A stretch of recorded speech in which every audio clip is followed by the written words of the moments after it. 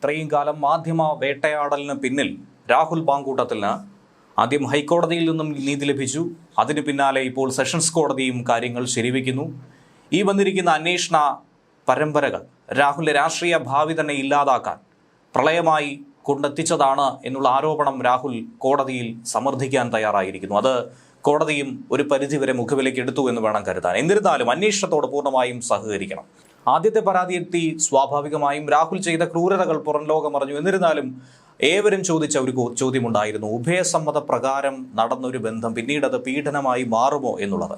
പക്ഷേ നിർബന്ധിതമായി ഗർഭചിത്രം നടത്തി എന്നുള്ളൊരു കാര്യം വന്നപ്പോൾ രാഹുലിനോടുള്ള അനുകമ്പയൊക്കെ തന്നെ ഏവർക്കും നഷ്ടമാകുന്ന ഒരു സാഹചര്യം ഉണ്ടായിരുന്നു.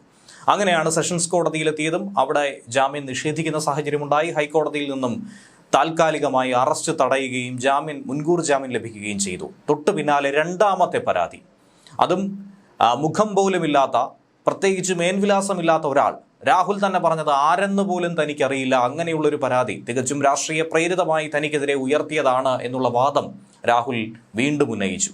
അതിൽ തന്നെയാണ് ഇപ്പോൾ രാഹുലിനെ സംബന്ധിച്ച് അനുകൂലമായൊരു വിധി തിരുവനന്തപുരം സെഷൻസ് കോടതിയിൽ നിന്നും സമ്പാദിക്കാനായി സാധിച്ചിട്ടുള്ളത്. ഏകദേശം 2 ആഴ്ചയിലധികമായി രാഹുൽ നടത്തുന്ന ഈ വനവാസം അവസാനിപ്പിച്ച് തലസ്ഥാനത്തേക്ക് എത്തുമെന്ന സൂചന നൽകുന്നു. അതിനിടയിൽ തന്നെ പാലക്കാട് തിരഞ്ഞെടുപ്പെടുത്തിയിരിക്കുകയാണ്. നാളെ തന്നെ പാലക്കാടെത്തി വോട്ട് ചെയ്യാനുള്ള സാധ്യതയും ഏവരും പങ്കുവെക്കുകയാണ്. അങ്ങനെ അന്വേഷണ സംഘത്തിന് ഇനി രാഹുലിനെ അറസ്റ്റ് ചെയ്യാൻ കഴിയില്ല. ചെയ്യണമെങ്കിൽ മൂന്നാമതൊരു കേസ് കൂടി എത്തേണ്ടതുണ്ട്. എന്നാൽ അണിയറയിൽ രാഹുലിനെതിരായിട്ടുള്ള കരുനീക്കങ്ങൾ നടക്കുന്നു എന്നാണ് കോൺഗ്രസ് അനുകൂല വൃത്തങ്ങൾ പറയുന്നത്. കോൺഗ്രസ് തന്നെ കൈയൊഴിഞ്ഞ സാഹചര്യത്തിൽ പോലും രാഹുലിനെ സംബന്ധിച്ച്, ഈ ഒരു അവസ്ഥയെ സംബന്ധിച്ച് ചിലരെങ്കിലും രാഹുലിനൊപ്പം നിൽക്കുന്ന ഒരു കാഴ്ച നമുക്ക് കാണാൻ സാധിക്കുന്നുണ്ട്. അങ്ങനെ രണ്ടാമത്തെ ബലാത്സംഗ കേസിൽ മുൻകൂർ ജാമ്യം നൽകിയിരിക്കുകയാണ് പാലക്കാട്ടെ MLA ആയ രാഹുൽ മാങ്കൂട്ടത്തിൽ.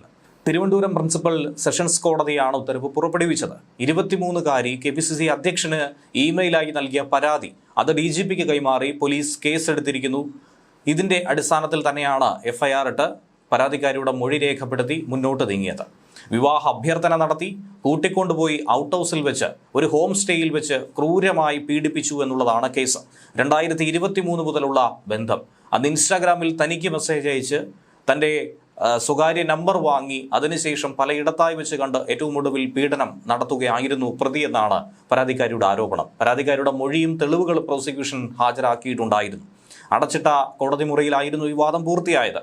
അതിനുശേഷമാണ് പറഞ്ഞത് അറസ്റ്റ് ചെയ്യേണ്ടതില്ല, ആവശ്യമെങ്കിൽ ഉപാധികളോടുകൂടി തന്നെയാണ് ജാമ്യം നൽകിയിരിക്കുന്നത്. ഒരു കാരണവശാലും പരാതിക്കാരെയോ സാക്ഷികളെയോ സ്വാധീനിക്കാൻ പാടില്ല. അതുകൂടാതെ എല്ലാ തിങ്കളാഴ്ചയും അന്വേഷണ സംഘത്തിന് മുന്നിൽ ഹാജരാകേണ്ടതുണ്ട്. ഇത്തരത്തിലുള്ള ഉപാധികൾ തന്നെയാണ് രാഹുലിന് മുന്നിൽ വെച്ചിരിക്കുന്നത്. അതൊക്കെ തന്നെ രാഹുൽ സമ്മതിച്ചിരിക്കുന്നു എന്ന് വേണം മനസ്സിലാക്കാൻ. രാഹുൽ മാങ്കൂട്ടത്തിനെതിരായിട്ടുള്ള അങ്ങനെ രണ്ടാമത്തെ കേസിലും മുൻകൂർ ജാമ്യാപേക്ഷയിൽ വിധി വന്നിരിക്കുന്നു. വിധി പുറപ്പെടുവിക്കുന്നത് വരെ, അതായത് ഡിസംബർ 10 വരെ രാഹുലിനെതിരെ പോലീസ് നടപടി പാടില്ലെന്ന നിർദ്ദേശം കോടതി നൽകിയിട്ടുണ്ടായിരുന്നു. എന്നിരുന്നാലും കോടതിയിൽ നിന്ന് എന്ത് സംഭവിക്കുമെന്ന ആകുലത രാഹുലിനുണ്ടായിരിക്കും. അതുകൊണ്ടായിരിക്കും ഒരുപക്ഷെ ഈ ഒളിവ് ജീവിതം അവസാനിപ്പിക്കാതിരുന്നത്. ഇനി ധൈര്യപൂർവ്വം കേരളത്തിലേക്ക് രാഹുലിനും മടങ്ങി വരാമെന്നുള്ളതാണ് ഈ വിധിയിലൂടെ മനസ്സിലാക്കേണ്ടത്. തിരുവനന്തപുരം മഞ്ചൂർ സെഷൻസ് കോടതിയുടേതാണ് ഈ ഉത്തരവ്. അതീവ ഗുരുതരമായ ഒരു പരാതിയാണ് രാഹുലിനെതിരെ ഈ പെൺകുട്ടി ഉന്നയിച്ചിരിക്കുന്നത്. ഇവിടെയാണ് 23-കാരിയുടെ ബലാത്സംഗ പരാതിയിൽ രാഹുൽ മാങ്കൂട്ടത്തിൽ ഹർജി സമർപ്പിക്കേണ്ടി വന്നത്. അറിയാം, മറ്റു നിർവാഹമില്ല, അറസ്റ്റ് അല്ലാതെ മറ്റു നടപടികളില്ല. നേരത്തെ ആദ്യം പരാതി ലഭിച്ച ബലാത്സംഗ കേസിൽ രാഹുൽ മാങ്കൂട്ടത്തിന്റെ മുൻകൂർ ജാമ്യ ഹർജിയിൽ ഹൈക്കോടതി അറസ്റ്റ് തടഞ്ഞതിന് തൊട്ടു പിറകെയാണ് തിരുവനന്തപുരം ജില്ലാ സെഷൻസ് കോടതിയിൽ രണ്ടാമത്തെ കേസിൽ അതിവേഗ നീക്കത്തിലൂടെ രാഹുൽ മാങ്കൂട്ടത്തിൽ മുൻകൂർ ജാമ്യ ഹർജിക്കായി ശ്രമം നടത്തിയത്. ഹൈക്കോടതി ഉത്തരവുന്നതിന് തൊട്ടു പിന്നാലെയായിരുന്നു അഭിഭാഷകൻ ശാസ്ത്രമംഗലം അജിത് കുമാർ തിരുവനന്തപുരം ജില്ലാ സെഷൻസ് കോടതിയിൽ രണ്ടാമത്തെ കേസിൽ മുൻകൂർ ജാമ്യ ഹർജി ഫയൽ ചെയ്തത്. കാല് പിടിച്ച് തടയാൻ ശ്രമിച്ചിട്ടും രാഹുൽ അതിക്രൂരമായി തന്നെ ലൈംഗികമായി പീഡിപ്പിച്ചു എന്നാണ് രണ്ടാം കേസിലെ പരാതിക്കാരി മൊഴി കൊടുത്തത്. ഇതുതന്നെയാണ് രാഹുലിന് വലിയ വിനയായി മാറുന്നത്. വിവാഹ വാഗ്ദാനം നൽകി പീഡിപ്പിച്ചു, അതിക്രൂരമായി പീഡിപ്പിച്ചു, സമ്മതമില്ലാതെ തന്നെ ബലാത്കാരമായി ലൈംഗിക അതിക്രമം നടത്തി. ഇതൊക്കെ തന്നെയാണ് രാഹുലിനെതിരെ പരാതിയായി സമർപ്പിച്ചിരിക്കുന്നത്.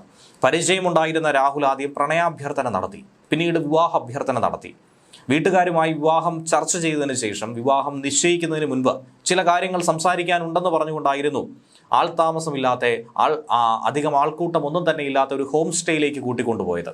എന്നാൽ അവിടേക്ക് കൊണ്ടുപോകുമ്പോൾ കൃത്യമായി രാഹുലിനോട് കാര്യങ്ങൾ ചോദിച്ചിരുന്നു, എന്തിനാണ് ഇങ്ങോട്ടേക്ക് പോകുന്നതെന്ന്.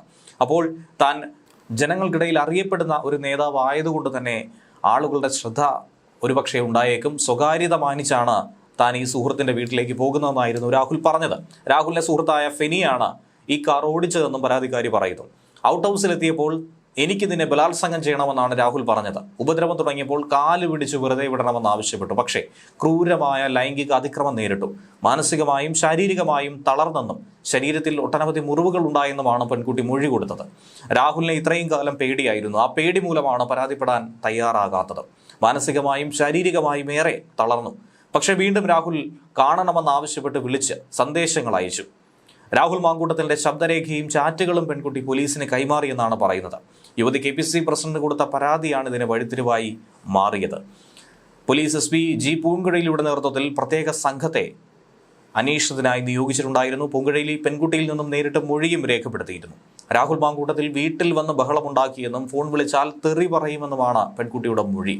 സുഹൃത്ത് ഫെനി നയനാനെ പോലും ഭയമാണെന്ന് രണ്ടാമത്തെ പരാതിക്കാരി മൊഴി കൊടുത്തിരിക്കുകയാണ്.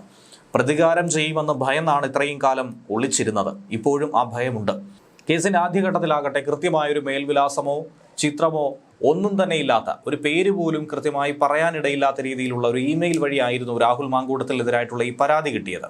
പിന്നീട് പോലീസ് പരാതിക്കാരിയെ സമീപിക്കുകയും മൊഴി നൽകുമോ എന്ന ആശങ്ക പോലീസിനുണ്ടായിരുന്നു. ആദ്യം നൽകാൻ തയ്യാറായിരുന്നില്ല. പിന്നീട് പോലീസ് പരാതിക്കാരുടെ മൊഴി തിങ്കളാഴ്ച രേഖപ്പെടുത്തുകയായിരുന്നു. പ്രത്യേക സംഘത്തെ നേരിട്ട് കണ്ട് മൊഴി കൊടുത്തു.